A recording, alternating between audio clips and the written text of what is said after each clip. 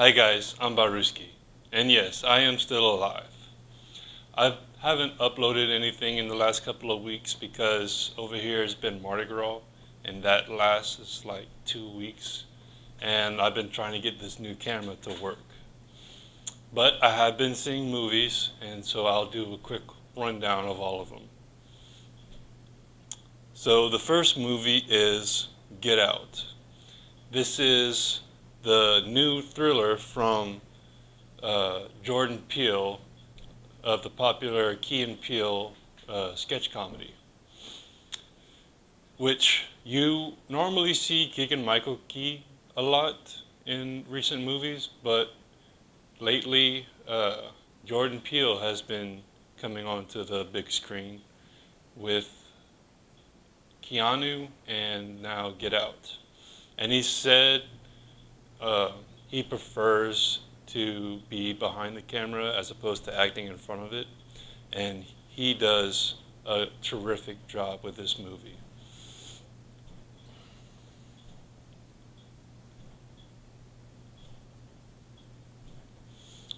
He does a terrific job with this movie as director and writer.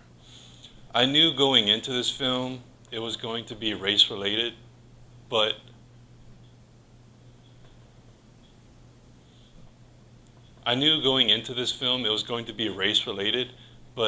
it's so different from anything else we've seen before, and it really gives you a new perspective on racism.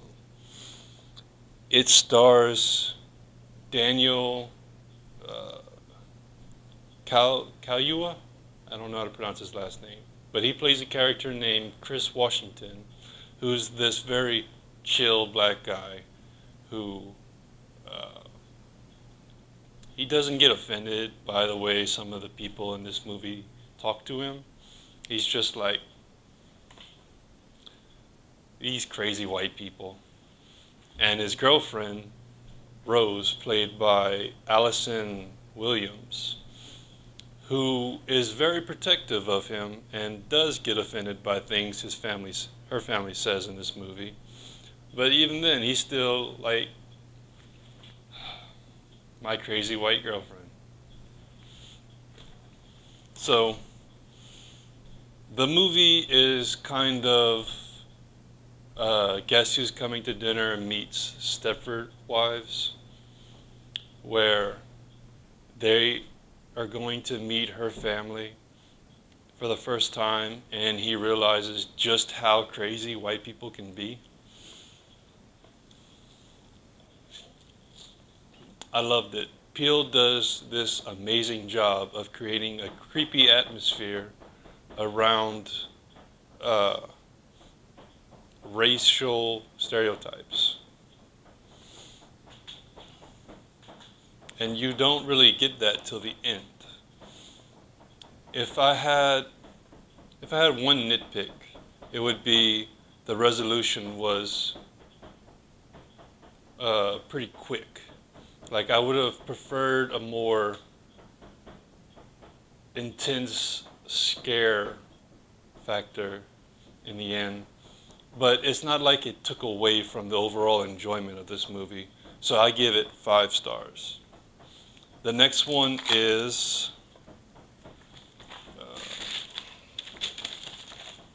Fist Fight. It stars Charlie Day and Ice Cube, and it is so boring and unfunny. The premise is Charlie Day's character, which I didn't bother remembering or looking up. Anyway, his character rats out Ice Cube for taking an axe to a student. So Ice Cube wants to fight him after school, hence the name Fist Fight. And I could tell this movie was trying to send a message of how messed up American school system is, which I kind of agree. I have friends that are teachers, and they tell me about issues they have with the school system over here. But the message is so lost because the plot threads of this movie are so ridiculous. It's not funny because in the first 3 minutes, you get oversaturated with the cursing in this film, to where they even have a banner in front of the school that says, last day of school, bitches, which, since it's also senior prank day, I guess they feel that they have to keep it up throughout the whole movie.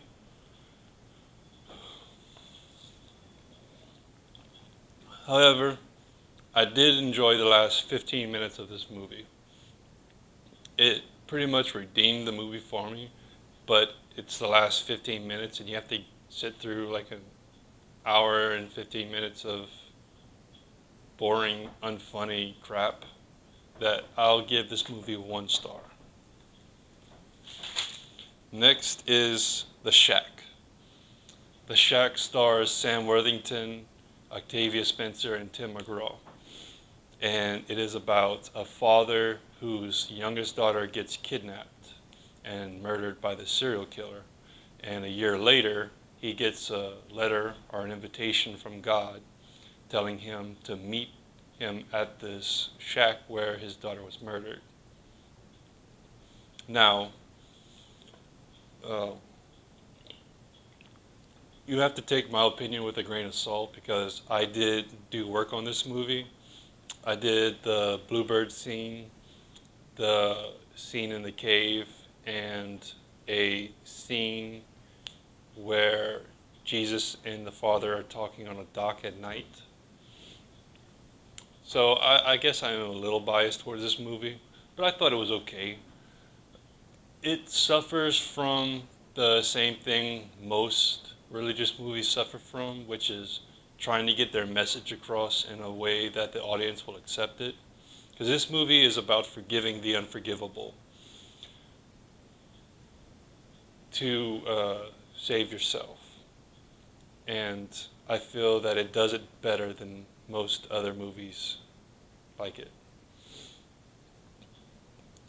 So the effects in this movie are actually pretty good, especially the scenes out on the lake, especially for a low budget movie. Although there was a couple of scenes where the CGI looked so rubbery or plastic that it kind of took me out of the movie for a while. So I'll give it 3 stars. The next one is Before I Fall. Before I Fall is about 4 friends who get in this fatal car accident. And one of the girls, named Samantha Kingston, played by Zoe Dutch, has to relive the same day over and over and over.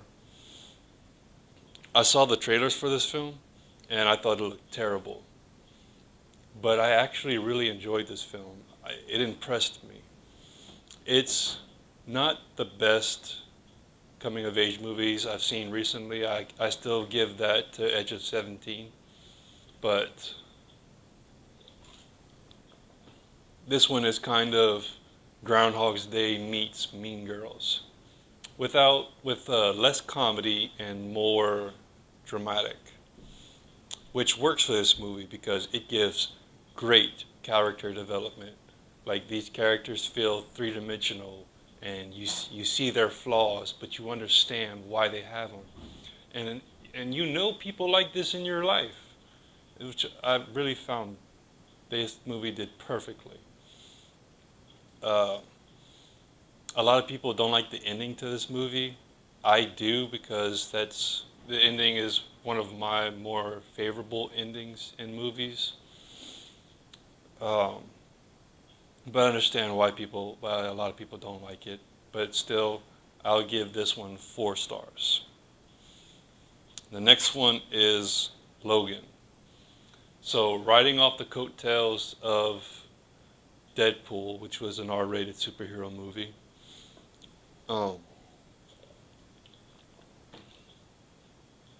this is going to be the final X-Men film with Hugh Jackman playing Wolverine. He's gone on record many times saying he's done. He's getting too old to keep up with the physical regimen that Wolverine's character has. And this movie is not for kids. Even though it also stars a little girl, I think she might kill more people than Wolverine does.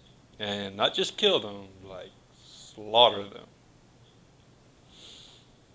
Uh, there's adult language, which it's not overused, and but it is well used. And the acting in this movie is the best you will ever see in an X-Men film, because not a lot of time has to be given to all these different characters. You're mainly focused around Professor X, Wolverine, and this little girl, and they're on this road trip trying to bring the girl to a safe place.